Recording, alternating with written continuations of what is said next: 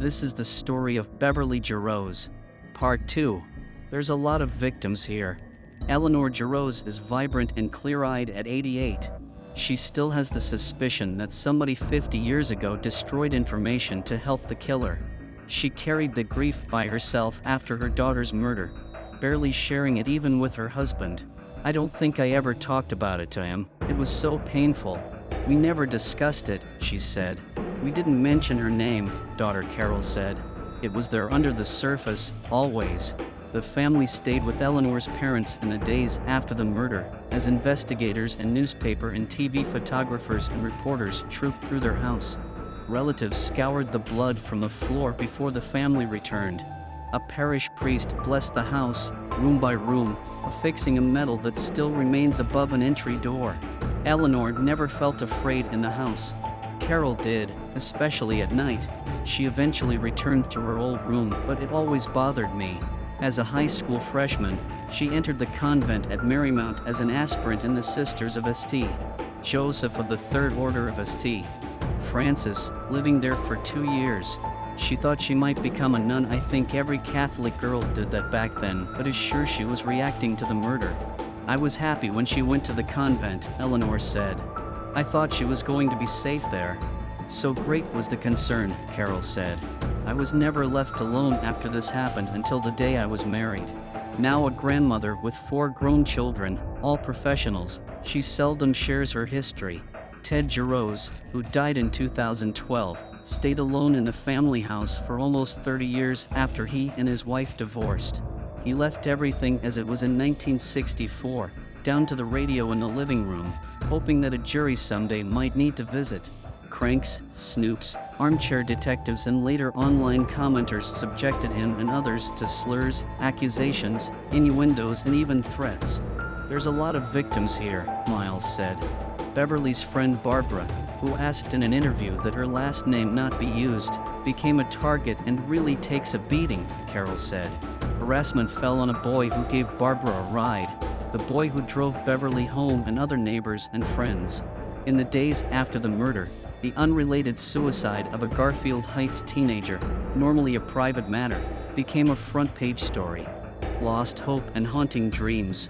Author James Badal used dogged research and modern forensics to develop a powerfully persuasive solution to Cleveland's torso murders in the books In the Wake of the Butcher and Though Murder Has No Tongue. He examined similar killings in Pennsylvania in Hell's Wasteland and chronicled another unsolved crime in Cleveland in Twilight of Innocence, the disappearance of Beverly Potts. He felt literally called to look into the Jarosz murder 2 years ago, when a friend of the family asked if he would be interested in investigating and writing a book. He was. Stone, who became his true crime collaborator, making companion documentaries seen on public television and released on DVD, joined him in a team with investigator Floyd Conant, a security consultant and former state trooper. Badal has become an encyclopedic guide to the case while researching his book.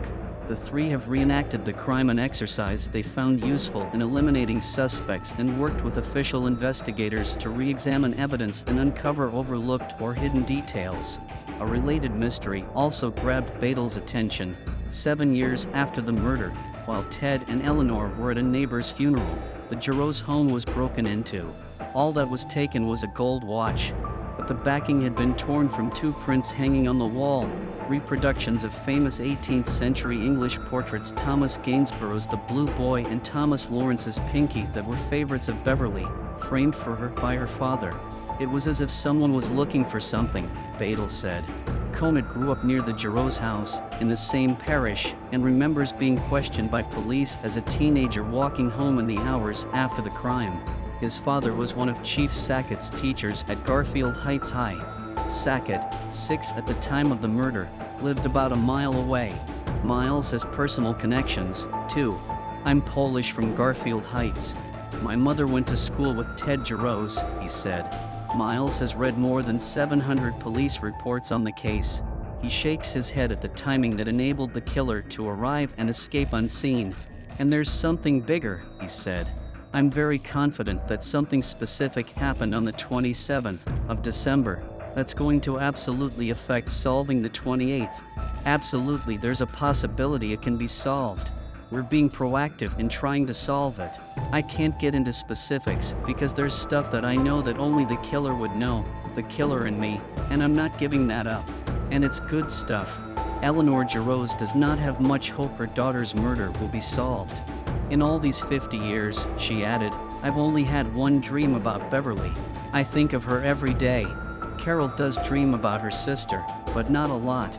It's always that I find her and then I lose her in a crowd. My last dream was weird. I dreamt we were at my old house. We were washing the car. My grandson was there in the garage, but Beverly was 16. I saw this threatening man coming towards her. I looked at her and I looked at my grandson and said, I have to make a decision. Who do I go to? I went to my grandson and picked him up, and then somebody took her away. It's always that I find her and I lose her. She's gone.